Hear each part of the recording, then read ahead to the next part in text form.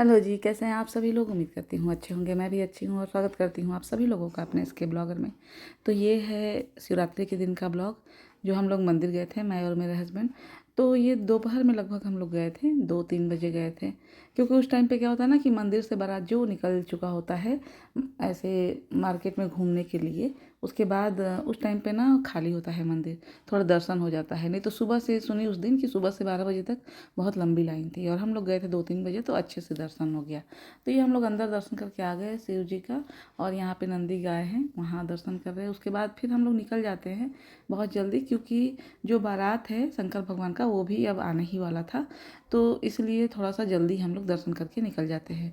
और बहुत लोग ना, जैसे बहुत सारी औरतें यहाँ पे अखंड ज्योति जला के रखती हैं, वो पूरी रात यहाँ पे मंदिर में रहती हैं और शंकर भगवान का पूरा जो शादी का है कार्यक्रम वो पूरा देखती हैं और ये दिया जलाती हैं, और भी उनका जो पूजा वगैरह है वो करती होंगी, लेकिन रात भर यहाँ पे मंदिर में वो रहती हैं। हम लोग तो कभी नहीं रहे हैं, लेकिन यहाँ पे बहुत सारी औरतें जो थी वो दिया जला करके बैठी थी, और ये मैं रही, मेरे हस्बैंड और बच्चे लोग नहीं गए थे क्योंकि उनका एग्ज़ाम चालू है, तो वो लोग थोड़ा सा अपना घर पे पढ़ाई वढ़ाई कर रहे थे। और ये देखिए, ये है वो दिया जो जला करके औरतें जो है अपना बैठी हैं, और बहुत सारी औरतें हैं, एक दो नहीं बहुत सारी औरतें। तो बस दर्शन हम लोग कर लिए हैं और ये बाहर निकले हैं, तो जस्ट जो मंदिर के दरवाजे पे ही यहाँ पे ये टीका लगाने के लिए भैया बैठे हुए थे, तो मेरे हस्बैंड लगवाते हैं टीका यहाँ पे जो भोलेनाथ का है, और उसके बाद फिर मैं भी लगवाती हूँ। और यहाँ पे मेला अभी मैं दिखाऊंगी, इतने बड़े में लगा था, और इतना कोई चीज़ें यहाँ पे मिल रही थी, मेले में जो मिलती हैं चीज़ें वो सब कुछ यहाँ पे इतना ज़्यादा बड़ा था। मैं मतलब लगभग बहुत बार मैं आ चुकी हूँ यहाँ पे ये शिवरात्रि में, लेकिन कभी आज तक मैं इतना बड़ा मेला जो है देखी ही नहीं। और मैं आप लोगों को भी अभी दिखाती हूँ। तो यहाँ पे मैं भी टीका लगवा ली थी, और ये देखिए, और ये ना मैं जहाँ खड़ी थी बस वहीं से थोड़ा सा क्लिप में ली थी। इतना ज़्यादा कोई भीड़ भी था, खैर भीड़ तो अभी थोड़ा कम था क्योंकि जो बारात है वो नहीं आया है अभी, वो अभी घूम रहा है। और जब बारात आएगा ना तो यहाँ पैर रखने का भी जगह नहीं मिलेगा, इतना ज़्यादा भीड़ हो जाता है। और यहाँ पे मेला बहुत ज़्यादा था, मतलब बहुत दूरी में लगा हुआ था, मैं यूँ कहूँ कि बहुत दूरी में लगा था। और ये शंकर जी का मंदिर है, बहुत ही प्राचीन है, कहते हैं कि बहुत ही पुराना ये मंदिर है, कई 100 साल पुराना मंदिर है ये। और यहाँ पे देखिए, और जो बेर होता है, बेर धतूरा और बेलपत्र, ये सब कुछ लेकर के ना लोग बैठे थे, बेच रहे थे। आज के दिन पे ख़ास तौर पे बेर जो है प्रसाद में चढ़ाया ही जाता है, तो हम लोग भी चढ़ाए थे। वो सब तो रिकॉर्ड नहीं की मैं, बस ये मेला इतने बड़े में लगा था ना कि मैं ये रह नहीं पाई कि ये मैं ज़रूर रिकॉर्ड करूँगी। और पहले भी मैं शायद शिवरात्रि के दिन का ब्लॉग जो है वो शेयर की हूँ 2 या 3 बार, तो हर बार तो ऐसा नहीं होता है कि आऊँ तो रिकॉर्ड करूँ, क्योंकि बहुत जल्दी में आकर के और दर्शन करके हम चले जाते हैं। और ये दूसरे दिन का है, दूसरे दिन मतलब कि ये एक दिन का और ब्लॉग है, पुराना ही ब्लॉग है जो मैं रिकॉर्ड करके रखी थी। तो ये मैं बना रही थी इडली। ऐसे बहुत बार मैं रेसिपी शेयर कर चुकी हूँ, लेकिन आज मैं बना रही थी, तो मैं कुछ भी डेली अपना रूटीन जो है वो शेयर करना है। वैसे ही मुझे बहुत लेट हो जाता है अपना ब्लॉग अपलोड करने में, और मेरा जो अभी इस टाइम पे है ब्लॉगिंग जो है वो ठीक ठाक नहीं चल रहा है। लेकिन चलिए, लेकिन कहते हैं ना हर एक चीज़ में अप्स एंड डाउन आते रहते हैं, तो कोई बात नहीं, इसमें भी ठीक हो जाएगा मेरा जो ब्लॉग है, क्योंकि मैं अपलोड ही इतना दिन के बाद कर रही हूँ ना कि मेरा नहीं हो पा रहा है, अच्छे से चल नहीं पा रहा है। जाहिर सी बात है, ऑडियंस को जो है रोज़ प्रॉपर जो मैं ब्लॉगिंग कर रही हूँ डेली ब्लॉगिंग, तो मुझे हर 2 दिन पे या 1 दिन पे या डेली ही मुझे ब्लॉग जो है अपलोड करते रहना चाहिए। लेकिन क्योंकि कुछ ना कुछ रीज़न आ जाते हैं कि मेरा अक्सर ही कभी कभार लेट हो जाता है काफ़ी, और अक्सर 2-4 दिन 5 दिन लेट होता है, इस बार तो काफ़ी लेट हो गया है, तो उसके लिए सॉरी। और ये थोड़ा सा ठंडी था अभी, तभी का ये ब्लॉग है। तो गरम गरम सांभर और इडली और चटनी बनाई थी मैं, तो वही पूरा प्रॉपर जो है बना रही हूँ। और ये शॉल मैं ली ही हूँ, तो इससे पता ही चल रहा होगा कि ठंडी काफ़ी था उस टाइम पे। और ठंडी में ना ये गरम गरम सांभर बड़ा अच्छा लगता है मुझे। तो ये देखिए इडली, ये हर बार जैसे क्या होता है, बच्चों को सुबह में बना के मैं टिफ़िन में दे देती हूँ, उसके बाद ना सारा बैटर वगैरह रख देती हूँ, बाद में फिर बनाती हूँ मेरे हस्बैंड के लिए और मेरे लिए।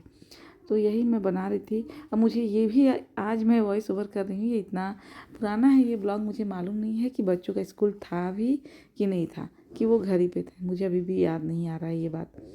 तो ऐसा नहीं है कि ब्लॉग तो बहुत सारा बना के रखी हूँ, सिर्फ मैं वॉइस ओवर नहीं कर पाती हूँ, इसकी वजह से जो है ये मेरा ब्लॉग टाइम पे नहीं जाता है। ब्लॉग बहुत सारा बन के रखा हुआ है और वॉइस ओवर नहीं करने का वजह यही है कि इतना शोर होता है ना, इतना आवाज़ें आती हैं कहीं ना कहीं से कि मैं वो वॉइस ओवर कर ही नहीं पाती। ऐसे कुछ भी ड्राम ड्रूम होता रहेगा और मैं उसमें वॉइस ओवर करके कुछ भी आप लोगों तक परोस दूँ, वो मुझे अच्छा नहीं लगता है, क्योंकि वो क्या होगा ना, कोटा एक पूरा करना वाला होता है काम। तो मुझे चाहिए कि मैं मुझे क्या है ना, अपने काम में ना, मतलब काम जो है सफाई से चाहिए, चाहे वो यूट्यूब पे मैं ब्लॉग ही क्यों ना बना रही हूँ। तो इसलिए मैं वो हड़बड़ी वाला काम नहीं करती। तो चलिए ये बता दे रही हूँ इडली का झटपट एक बार। तो ये मैं भिगा के रखी थी इडली, और उसके बाद एक एक कटोरी में निकाल करके और उतना ही पानी ले रही हूँ जितना कि थिक मुझे चाहिए इडली के लिए, और इसमें नमक और इनो जैसा कि देखे हैं डाल करके, और बस उतना ही मैं ले रही हूँ अलग से कटोरी में जितना कि मेरे सांचे में जो है ना आ जाए, इडली का स्टैंड जो है उसमें। और क्योंकि मैं पूरा अपना वो नहीं रखी हूँ, इडली का पूरा जो स्टैंड होता है वो नहीं रखी हूँ, बस यही एक है इडली जिसमें बनता है, जो सांचा है वही है मेन। और भगोने में पानी रख करके, और मैं बहुत बार ऐसा दिखा चुकी हूँ इडली का अपना, तो उसी में पानी में भगोना में करके रखी हूँ और उसी में मेरा बन जाता है। मुझे इडली स्टैंड का जो प्रॉपर वाला आता है उसका जरूरत कभी महसूस नहीं हुआ, क्योंकि इसमें भी मेरा अच्छा बन जाता है इसलिए। और फिर लेने का नहीं है प्रॉब्लम, प्रॉब्लम है कि रखूँगी कहाँ, क्योंकि स्पेस जो है किचन में थोड़ा सा कम है मेरे, तो इसलिए जितना हो सके शॉर्टकट में काम हो जाए। तो कहते हैं ना कि हार्ड वर्क नहीं स्मार्ट वर्क करिए, तो ये समझ लीजिए कि ये स्मार्ट वर्क है कि भगोने में मेरा इडली जो है बन जाता है। उधर कुकर में जो है सांभर चढ़ाई थी, और ये देखिए सांभर का तड़का लगाने के लिए कड़ी पत्ता, सूखा मिर्चा, हरा मिर्चा, प्याज, और ये गुड़ है और ये इमली है। तो ये पूरा जो है सांभर में अच्छा मैं ये भी बता दूं कि ये जो भी मैं बना रही हूँ इडली सांभर चटनी, तो ये ऑथेंटिक डिश नहीं है, उनका अपना होता होगा एक साउथ इंडियन जो है ऑथेंटिक डिश, वो अलग आता होगा, अलग तरीके का वो बनता होगा, क्योंकि ये हम अपने हिसाब से बनाते हैं तो कुछ कुछ फेरबदल करते हैं।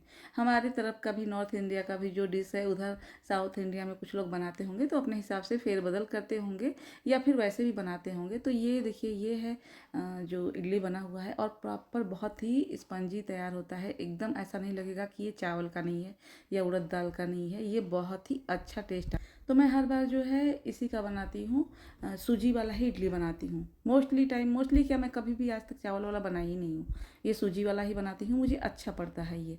और ये अब मैं तड़का लगा रही हूँ सांभर में। सांभर बन चुका है मेरा उधर, तो उसमें दाल में बैगन डाली हूँ एक, और टमाटर डाली हूँ, और कोई सब्जी नहीं थी, आपके पास और भी सब्जियाँ हो तो डाल सकते हैं।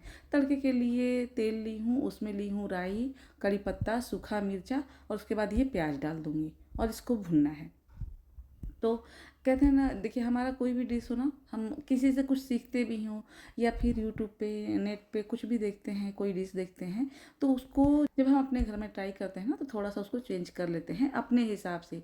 कोई ऐसा सामान हुआ जो हमारे घर में नहीं हुआ, तो हम उसके बदले वो यूज कर लेंगे, उसके बदले ये यूज कर लेंगे, या नहीं भी यूज करेंगे, तो इसलिए चेंजेस तो हो जाते हैं। तो वैसे ही ये भी है कि सांभर और इडली चटनी जो भी हम बनाते हैं, या फिर कोई डोसा भी बनाते हैं, वैसे तो मैं नहीं बनाती हूँ, तो थोड़ा बहुत चेंजेस हम उसमें कर लेते हैं, जो नहीं रहा या फिर कुछ अपने हिसाब का भी उसमें ऐड कर देते हैं।